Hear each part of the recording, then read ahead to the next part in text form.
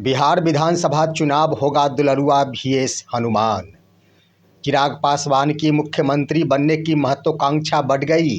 नीतीश कुमार पड़ गए अकेले, फंस गए नया गेम प्लान में। बीजेपी भी साध ली चुप्पी।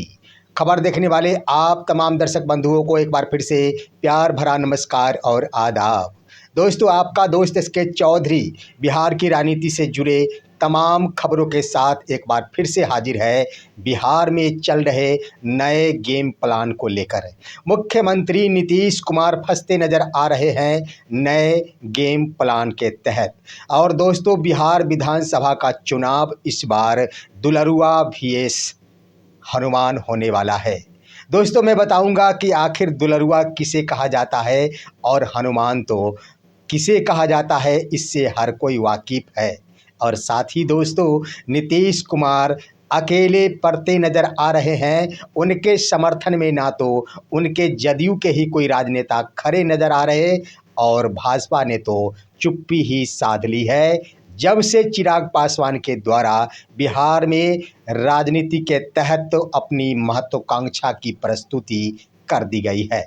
दोस्तों, इन बिंदुओं पर चर्चा करने से पहले एक बार फिर से मैं आपसे गुजारिश करना चाहूँगा कि अगर आपने अभी तक हमारे इस चैनल को सब्सक्राइब नहीं किए हैं तो कृपया अभी सब्सक्राइब कर लेंगे और हमें समर्थन करेंगे। दोस्तों, सबसे पहले आइए बिहार विधानसभा का चुनाव इस बार यानी वर्ष 2025 का चुनाव होने वाला है दुलरुआ वर्सेस हनुमान। मैं आपको बता दूं कि मोदी के हनुमान यानी आप सभी वाकिफ है चिराग पासवान से, जिन्हें मोदी के हनुमान के नाम से जाना जाता है। लेकिन आखिर दुलरुआ किसे कहा जाता है, आइए उससे भी वाकिफ करा दे। दुलरुआ कहा जाता है बिहार के मुख्यमंत्री श्री नीतीश कुमार को। और दुलरुआ शब्द का प्रयोग देश के प्रधानमंत्री नरेंद्र मोदी के द्वारा ही दरभंगा के एक कार्यक्रम में अपने संबोधन के दौरान कहा गया था। दोस्तों, उन्होंने अपने संबोधन में बस इसी अंदाज में कहा था, बहनों और भाइयों और बिहार के हमारे दुलरुआ मुख्यमंत्री। तो दोस्तों, इसी तरह से उन्होंने दुलरुआ शब्द का प्रयोग किया था और उसी समय से नीतीश कुमार का नाम दुलरुआ के रूप में जाने जाना लगा। दोस्तों, तमाम खबरों के बीच अब खबर ये आ गई है कि इस बार का चुनाव दुलरुआ वर्सेस हनुमान होने वाला है, क्योंकि मुख्यमंत्री का पद, CM का फेस, इससे संबंधित विवाद NDA के अंदर पहले से ही चालू है। इसी बीच बीते कल ही चिराग पासवान के द्वारा अपने आप को मुख्यमंत्री पद का चेहरा बता दिया गया था, जिसके बाद जहां अंदाज़ा लगाया जा रहा था कि इसका खंडन किया जाएगा बीजेपी के नेताओं के द्वारा या फिर जदयू के नेताओं के द्वारा, लेकिन अभी तक किसी भी प्रकार का बयान या फिर प्रतिक्रिया चिराग पासवान के उस बयान पर नहीं दी गई है। यानी स्पष्ट हो गया है कि चिराग पासवान की महत्वाकांक्षा बिहार के मुख्यमंत्री बनने की ओर बढ़ गया है और मुख्यमंत्री का चेहरा बनने जा रहे हैं चिराग पासवान। दोस्तों, चिराग पासवान आखिर क्यों ऐसा बयान दिए हैं, मैं इसके पीछे का कारण बता दूं कि जब सी वोटर्स का आंकड़ा प्रस्तुत किया गया, एक सर्वे रिपोर्ट आया, उस सर्वे रिपोर्ट के आधार पर मुख्यमंत्री नीतीश कुमार का पतन होते दिख रहा है। उनका ग्राफ 3% नीचे गिर गया है, लेकिन चिराग पासवान का ग्राफ 2% बढ़ा है। और चिराग पासवान उस सर्वे रिपोर्ट पर ही उत्साहित होते हुए अपने आप को CM फेस का चेहरा बता दिए हैं। CM का चेहरा उन्होंने अपने आप ही सबके सामने कबूल कर ली है। दोस्तों, ये तो बातें कही जा रही है, अंदाज़ा लगाया जा रहा है कि चिराग पासवान की महत्वाकांक्षा ही CM फेस को लेकर है, लेकिन हकीकत कुछ और है। ऐसी बात नहीं है कि चिराग पासवान के द्वारा अपनी मर्जी से यह बयान दिया गया है, इसके पीछे भी गेम प्लान तैयार है। गेम प्लान इस रूप में तैयार है दोस्तों कि इस बार के विधानसभा का चुनाव नीतीश कुमार के नेतृत्व में ही लड़ा जाएगा, लेकिन मुख्यमंत्री का पद नीतीश कुमार के हाथों में नहीं दिया जाएगा। मैं बता दूं दोस्तों कि जो सर्वे रिपोर्ट आई है, उस सर्वे रिपोर्ट के आधार पर नीतीश कुमार का ग्राफ 3% नीचे गया है। चिराग पासवान का ग्राफ 2% ऊपर गया है, लेकिन सबसे ऊपर अभी भी वह रिपोर्ट आया है, उसमें सबसे ऊपर नाम है तेजस्वी प्रसाद यादव का और दूसरा नाम है वही जिसे आप जानते हैं नए राजनीतिक दल के रूप में, जन सुराज के रूप में, प्रशांत किशोर का नाम। तो दोस्तों, इस तरह से सर्वे रिपोर्ट के आधार पर ही चिराग पासवान का ग्राफ ऊपर देखकर यह बयान दिया गया।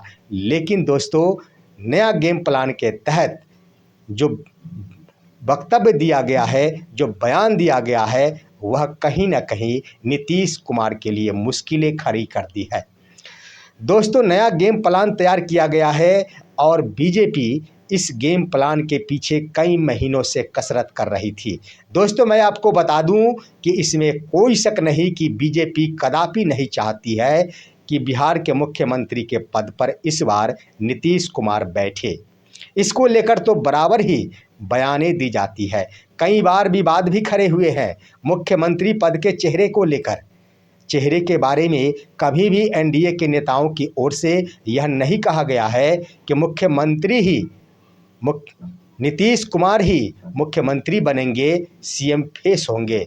लेकिन जब चुनाव लड़ने की बातें कही जाती है तो नेतृत्व में चुनाव लड़ने की बातें अवश्य की जाती है। तो ये क्या होता है?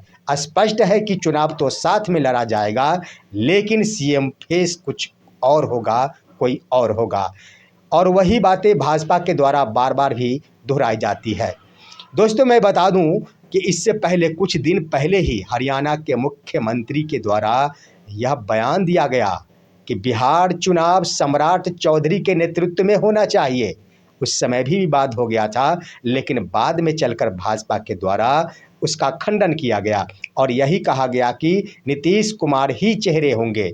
लेकिन उन्होंने, भाजपा ने यह कहते हुए उस मामले को फंसा दिया कि इसका फैसला संसदीय बोर्ड के द्वारा किया जाएगा, यानी वहां पर भी फंसा दिया गया था नीतीश कुमार को।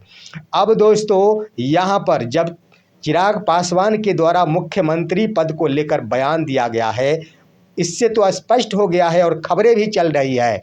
बड़े बड़े राजनीतिक विश्लेषक कहते हैं कि इस बार विधानसभा का चुनाव लड़ेंगे चिराग पासवान। विश्लेषकों का मानना है कि वो अपने पद से इस्तीफा देकर विधानसभा का चुनाव लड़ेंगे। दोस्तों, मुख्यमंत्री वाली बात है, जरूर कोई बात है। जब मुख्यमंत्री बनने की बात हो तो आखिर उधर केंद्रीय मंत्री का वह पद छोड़ने में क्या हर्ज लगता है। तो दोस्तों, इस तरह से कह दिया जाए तो चुप्पी साध ली गई है भाजपा की ओर से। भाजपा की ओर से कदापि किसी भी नेता के द्वारा यह बयान नहीं दिया जा रहा है कि चिराग पासवान के द्वारा अपनी मर्जी से बयान दिया गया है। चिराग पासवान मुख्यमंत्री पद के चेहरे नहीं होंगे, नीतीश कुमार ही मुख्यमंत्री पद के चेहरे होंगे। यह भाजपा के नेता नहीं कह रहे हैं, सिर्फ ब सिर्फ चुप्पी साधी जा रही है। और तो और दोस्तों, नीतीश कुमार अकेले पड़ते नजर आ रहे हैं। नीतीश कुमार के साथ उनके जदयू वाले भी नहीं हैं। कम से कम जदयू के नेताओं के द्वारा तो बयान दिया जाना चाहिए था कि नीतीश कुमार ही मुख्यमंत्री पद के चेहरे होंगे। लेकिन जदयू के नेताओं के द्वारा भी यह बयान नहीं दिया जा रहा है।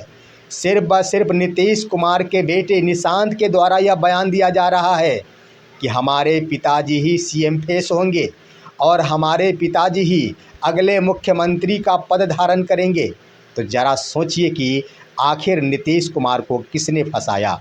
ज़रा सोचिए कि क्या नीतीश कुमार वर्ष 2025 के विधानसभा चुनाव बाद मुख्यमंत्री का पद हासिल कर सकेंगे। निश्चित ही नए गेम में फंसते नजर आ रहे हैं बिहार के मुख्यमंत्री श्री नीतीश कुमार। नीतीश कुमार के सामने अब कोई चारा नहीं है। नीतीश कुमार को अलग थलग करने का पूरा प्रयास कर दिया गया है। यहाँ तक कि जदयू के नेता भी नीतीश कुमार के साथ नहीं है, तभी तो उनके द्वारा भी कोई बयान नहीं दिया जा रहा है। दोस्तों, माना कि चुप्पी साध ली गई है भाजपा के द्वारा। अगर जदयू के द्वारा भी चुप्पी साध ली जाती तो निशांत के द्वारा यह बयान नहीं दिया जाता। निशांत के द्वारा आखिर क्यों बयान दिया जा रहा है कि हमारे पिताजी ही इस बार के सीएम फेस होंगे। इसका मतलब है कि अकेले पड़ गए हैं नीतीश कुमार आखिर कब तक अकेले रहेंगे? क्या जदयू टूट जाएगी विधानसभा चुनाव से पहले या फिर कुछ और होने वाला है? इसके संबंध में भी आप सभी से हम रूबरू होंगे अगले वीडियो के साथ। तब तक के लिए आप सभी दीजिए अपने दोस्त को इजाज़त। फिर मिलेंगे। नमस्कार।